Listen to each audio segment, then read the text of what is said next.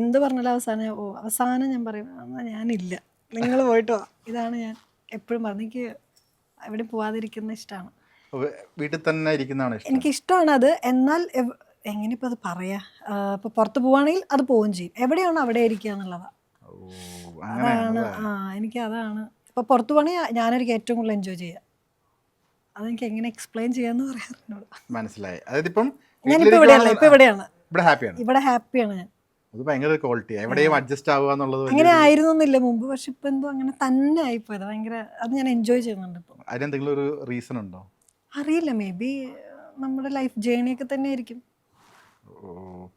So എനിക്ക് ഭയങ്കര ഇഷ്ടമാണ്. അപ്പം നമ്മൾ പലരും പറഞ്ഞു കേട്ടിട്ടുണ്ട്, നമ്മൾ പ്രസന്റ് ആയി ഇരിക്കുക, എവിടെയാണോ അവിടെ. അത് നമ്മൾ എപ്പോഴും ഇവിടെ ഇരിക്കുമ്പോൾ ഏറ്റവും കൂടുതൽ അത് എക്സ്പീരിയൻസ് ചെയ്താൽ ക്ലാസ് റൂമിലിരിക്കുമ്പോഴാണല്ലോ.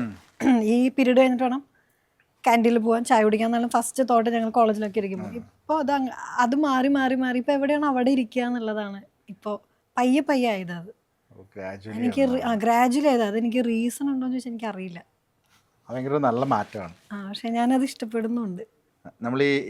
നമ്മളൊരു ഗസ്റ്റിനെ വിളിക്കുന്നതിന് മുന്നേ നമുക്ക് ജസ്റ്റ് നമ്മൾ യൂട്യൂബ് നോക്കും.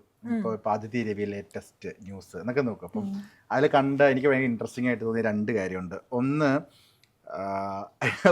ഏതോ ഒരു ചാനലിൽ കൊടുത്തേക്കുക ആദിതി രവീസ് ലൈഫ് സ്റ്റൈൽ ആണോ കൊടുത്തേക്കുക. ആദിതി രവിയുടെ വീട്, പേര്, എഡ്യൂക്കേഷൻ, ഹൈറ്റ്, വെയിറ്റ്, സകല പരിപാടികളും കൊടുത്തിട്ടുണ്ട്. വളരെ ആധികാരികമായിട്ടാ പറയണത്. ഹെയറിന്റെ കളർ ഇന്നതായിരിക്കും, അങ്ങനെ വരെ കൊടുത്തിട്ടുണ്ട്. ജസ്റ്റ് ഒന്ന് യൂട്യൂബ് നോക്ക്. ഇപ്പൊ നോക്കാൻ പറ്റില്ല, അത് കഴിഞ്ഞിട്ട് നോക്കാം. അതിന് ലക്ഷക്കണക്കിന് വ്യൂസ് ഉണ്ട്. അത്രയും വ്യൂസും ഉണ്ട് അതിന്. ഒരുപാട് ഫോട്ടോസ് ഒക്കെ വെച്ചിട്ട് എനിക്ക് ഏതോ വീടിന്റെ ഒക്കെ ഫോട്ടോ കാണിച്ചിട്ടുണ്ടെന്ന് തോന്നുന്നു. എന്റെ വീടിന്റെ ഫോട്ടോ വരാൻ വഴിയില്ലല്ലോ. ഈ യൂട്യൂബിൽ സ്വയം അല്ലെങ്കിൽ ഗൂഗിളിൽ സ്വയം പേരുകളൊക്കെ തപ്പി നോക്കിയിട്ടുണ്ട്. ഇപ്പൊ പറഞ്ഞപ്പോ ഇതൊന്ന് നോക്കണമെന്നുണ്ട്. അല്ലാതെ ഗൂഗിളിലൊക്കെ നോക്കിയിട്ടുണ്ട്. പിന്നെ യൂട്യൂബിൽ ഞാൻ ഗൂഗിളിൽ ഇപ്പൊ ഇൻസ്റ്റാഗ്രാമിൽ നോക്കും. എന്റെ ടാഗ് എവിടെയെങ്കിലും വല്ല ഇപ്പൊ കൂടുതൽ വീഡിയോസ് ഒക്കെ വരില്ല, അപ്പൊ അത് നോക്കാറുണ്ട്. ഈ അങ്ങനെ നോക്കി കഴിഞ്ഞ് കഴിയുമ്പോൾ നമ്മുടെ ഏതെങ്കിലും ഇമാർക്ക് എന്തിനാ ഇത് എടുത്ത് തന്നെ തോന്നിയിട്ടുണ്ടോ? അങ്ങനെ ഒരു മൊമെന്റ് ഉണ്ടോ? അല്ലെങ്കിൽ കൊള്ളാലോ, എനിക്ക് ഭയങ്കര രസമായിട്ടുണ്ടല്ലോ ഞാൻ ഈ വീഡിയോയിൽ, ഈ 2 ഇമോഷൻസ് വന്നിട്ടുണ്ടോ? അതില് ആദ്യത്തെ വന്നിട്ടില്ല ഇതുവരെ. എന്തോ ടച്ച് വുഡില്ല. അല്ല, അത് വന്നിട്ടില്ല. എപ്പോഴും നല്ലതാ കണ്ടിരിക്കുന്നത്. അപ്പം അതുകൊണ്ട് എനിക്ക് മീഡിയ ടീംസിനോടും പിന്നെ കുറെ പേരൊക്കെ എനിക്ക് അറിയുന്നവരാ. അപ്പൊ അതുകൊണ്ട് അവരൊക്കെ വളരെ നല്ല വീഡിയോസ് ഇതുവരെ എടുത്തിട്ടുള്ളത്. ഇനി അങ്ങനെ തന്നെ മാറ്റരുത്. അതുപോലെ രണ്ടാമത് ഞാൻ നോട്ട് ചെയ്തത് ഒരു ഗുരുവായൂർ അമ്പലത്തിൽ കൂടി നിങ്ങൾ 4 പേര് നടന്നു വന്ന ഒരു വീഡിയോ. അത് ആരെടുത്താന്ന് എനിക്ക് അറിയില്ല. 1-2 റീലുകൾ ഞാൻ കണ്ടു. ഈ ദൈവം എന്ന് പറയുന്ന ഒരു കൺസെപ്റ്റ് ശരിക്കും പറഞ്ഞാൽ എന്താണ് ആദിതി രവിയുടെ പോയിന്റ്? ആക്ച്വലി അത് ഇപ്പോൾ മതപരമായിട്ടില്ല എനിക്ക്. ഫസ്റ്റ് ഓഫ് ഓൾ അതില്ല. ഏതിപ്പോൾ പള്ളിയിലാണെങ്കിലും ഞാൻ പോകും. മറ്റേ മുസ്ലിം പള്ളിയിൽ കയറാൻ പറ്റാത്തതുകൊണ്ട്, അല്ലെങ്കിൽ അവിടെയും പോയിരുന്നതാണ്. കാരണം ഇതിൻ്റെയൊക്കെ ഒരു എനർജിയിൽ എല്ലാവരും ഇപ്പം കുറേയൊക്കെ അങ്ങനത്തെ ഫോളോ ചെയ്യുന്നത് തുടങ്ങിയ ഒരു കാലഘട്ടമാണ്. ഒരു എനർജിയിൽ വിശ്വസിക്കുക, ഇന്ന ദൈവം എന്നൊന്നും ഇല്ല. പക്ഷെ ചില പോസിറ്റീവ് എനർജി. അപ്പോൾ അത് എനിക്ക് അമ്പലങ്ങളിൽ ദൈവത്തിൽ ഞാൻ എവിടെ ഒരു എനർജി ഉണ്ടല്ലോ, അല്ലാതെ നമ്മളൊന്നും ഇവിടെ ഇല്ലല്ലോ. സയന്റിഫിക്കലൊക്കെ പ്രൂവൻ ചെയ്താലും എന്തോ ഒരു എനർജി ഉള്ളതുകൊണ്ടാണല്ലോ ഉണ്ടാകുന്നത്. അപ്പോൾ അതിൻ്റെ ഒരു വിശ്വാസമുണ്ട്. അതാണ് എനിക്ക് ദൈവം. അപ്പൊ അത് ഇന്ന ആള് ചിലപ്പോൾ ഞാൻ മനുഷ്യരിൽ കണ്ടിട്ടുണ്ട് ദൈവത്തെ. ഞാൻ ഇടയ്ക്ക് കയറുന്നല്ല, ഞാൻ ചില ഗസ്റ്റുകളുടെ അടുത്ത് ചോദിച്ചിട്ടുണ്ട്, നല്ല ഉത്തരം എനിക്ക് കിട്ടിയിട്ടുണ്ട്. നിങ്ങളുടെ ലൈഫിൽ വന്ന ദൈവത്തിന്റെ ഒരു കൈ എന്ന് ചോദ്യമുണ്ട്. അതാണോ ഈ പറയുന്ന, അല്ലെങ്കിൽ അത് ഒരുപാട് വലിയ ട്വിസ്റ്റ് എന്ന് പറഞ്ഞാൽ അങ്ങനെയൊന്നുമല്ല, ചെറിയ കാര്യങ്ങളായിരിക്കും. പക്ഷെ നമുക്ക് അവരിലൊരു ദൈവത്തിന്റെ ഇതിൽ കാണാൻ പറ്റും. നമ്മൾ ഒറ്റയ്ക്കായി എന്ന് തോന്നുന്ന സമയത്തൊക്കെ അത് പെട്ടെന്ന് ഒരാളിലൂടെ ആയിരിക്കും വരുന്നത്. ഞാൻ എപ്പോഴും വിശ്വസിക്കുന്ന ഒരു കാര്യമുണ്ട്. എനിക്ക് ഇതുവരെ ഉണ്ടായിട്ടുള്ളത്, അതങ്ങനെ പറയാൻ കാരണം എനിക്ക് ഒത്തിരി ഹെൽപ്പ് ഉണ്ടായിട്ടുള്ളത് സ്ട്രേഞ്ചേഴ്സിൽ നിന്ന്. ഞാൻ എക്സ്പെക്ട് ചെയ്ത ആളുകളൊന്നും തന്നെ ഹെൽപ്പ്, നമ്മൾ പറയുമല്ലോ ഹെൽപ്പ് അല്ലെങ്കിൽ ഒരു സഹായം, ചെറുതാണെങ്കിലും വലുതാണെങ്കിലും എനിക്ക് വന്നിട്ടുള്ള എല്ലാം സ്ട്രേഞ്ചേഴ്സ്. അപ്പം ഇവരെങ്ങനെ വന്നു? അതിലൊരു ദൈവത്തിന്റെ കൈയുള്ളതുകൊണ്ടല്ലോ. അപ്പം അതെനിക്ക് അങ്ങനെ ഞാൻ അതിൽ വിശ്വസിച്ചു തുടങ്ങി. ശരിയല്ലേ? ഒരു എക്സാമ്പിൾ പറയാൻ പറ്റും? അങ്ങനെ പറഞ്ഞാൽ അത് ചെറിയ ചെറിയ കാര്യങ്ങളായിരിക്കാം, ചിലത് വലുതായിരിക്കാം. ഇപ്പം കരിയർ എടുത്താലും അല്ലെങ്കിൽ ലൈഫിൽ തന്നെ പേഴ്സണൽ കാര്യങ്ങൾ എടുത്താലും ഒക്കെ ഒരു ദൈവത്തിൻ്റെ ഒരു ഫീൽ എനിക്ക് തോന്നിയിട്ടുണ്ട്. അവർ വന്നതുകൊണ്ടായിരിക്കും അങ്ങനെ വന്നത്. പെട്ടെന്ന് ആ റൂട്ട് വേറെ തിരിഞ്ഞു പോവും. ആ റൂട്ട് നല്ലതായിരുന്നു, നല്ലതിന് വേണ്ടിയിട്ടായിരുന്നു, അങ്ങനെയൊക്കെ ഞാൻ ചിന്തിക്കുന്ന ഒരാളാണ്. നല്ലതാണ് എല്ലാം എന്ന് ചിന്തിക്കുന്ന എല്ലാം നല്ലതിനെന്നൊക്കെ പണ്ടൊക്കെ കേൾക്കുമ്പോൾ എന്ത് നല്ലതിനെന്നൊക്കെ പറഞ്ഞിരുന്ന ആളെ, പക്ഷെ ആലോചിക്കുമ്പോൾ സോ ഫാർ സോ ഗുഡ് എന്ന് പറയില്ല, എല്ലാം നല്ലതിനാണ്, അങ്ങനത്തെ ഒരു ഫീലാണ് പോകുന്നത്. ഈ ഇത് കണക്ട് ചെയ്ത് ചാക്കോച്ചൻ്റെ അടുത്ത് ഞാൻ ചോദിച്ചിട്ടുണ്ടായിരുന്നു. ചാക്കോച്ചൻ പറഞ്ഞ ഇൻസിഡൻ്റ് ഉണ്ട്. ചാക്കോച്ചൻ വലിയൊരു കെയർ കൊടുക്കാത്ത ഒരു വ്യക്തി, വലിയ അധികം മൈൻഡ് ചെയ്യാത്ത ഒരു വ്യക്തി, എത്ര പരിചയമൊന്നുമില്ല. ചാക്കോച്ചന് വലിയൊരു സ്ട്രഗിൾ വന്ന ഒരു സമയത്ത് ചാക്കോച്ചൻ പ്രതീക്ഷിച്ച ആരിൽ നിന്നും അദ്ദേഹത്തിന് ഒരു സഹായം വന്നില്ല.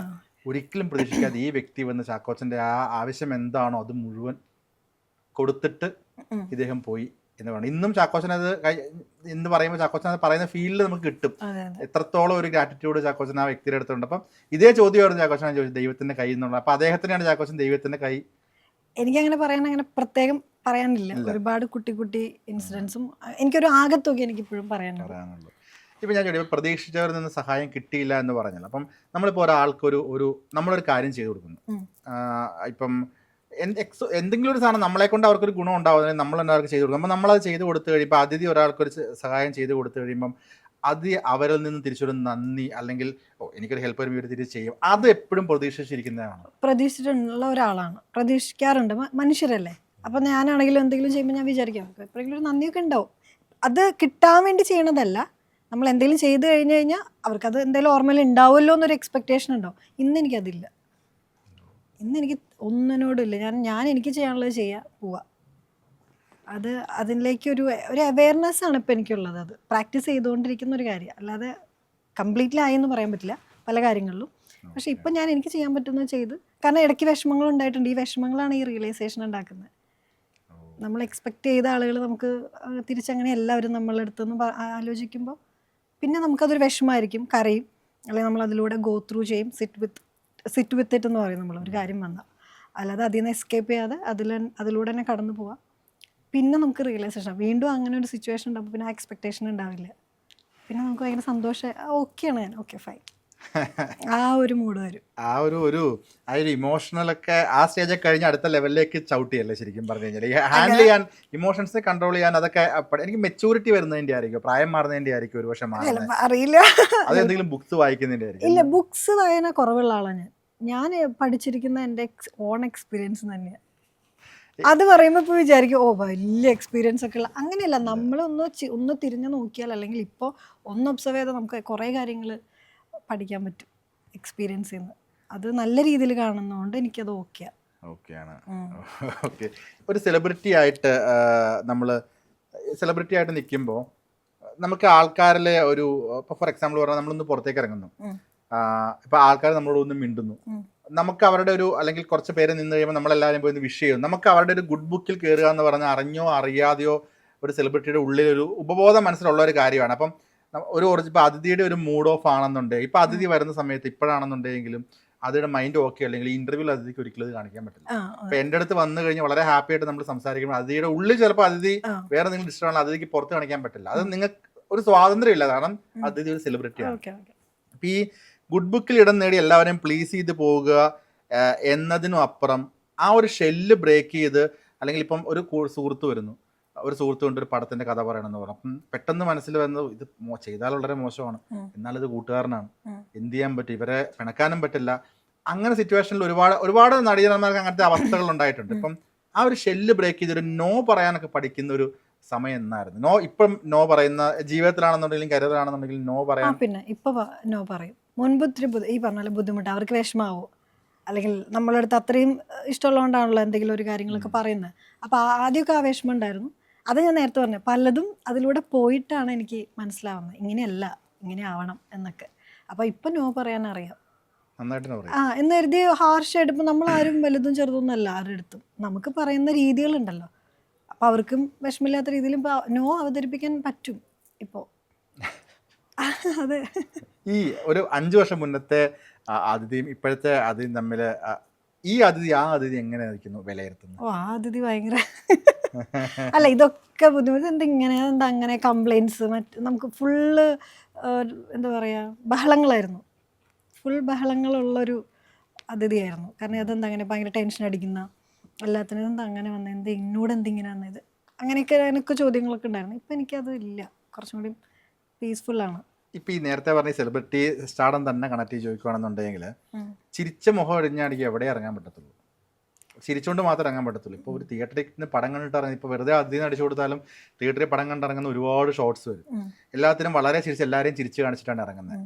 ഈ സെയിം പ്ലീസ് ചെയ്യുന്ന ഈ ഒരു ഇപ്പം സെലിബ്രിറ്റി ആയതുകൊണ്ട് മാത്രം നമുക്ക് നമ്മുടെ റിയൽ ആയിട്ടുള്ളൊരു ഇമോഷൻ വീടിന് പുറത്തിറങ്ങി കാണിക്കാൻ പറ്റില്ലാത്തൊരു സിറ്റുവേഷനിലാണ് ഓൾമോസ്റ്റ് എല്ലാ സെലിബ്രിറ്റീസും. വിരൽ എണ്ണാവുന്ന ആൾക്കാരൊക്കെ അല്ലാതെ ഉള്ളൂ.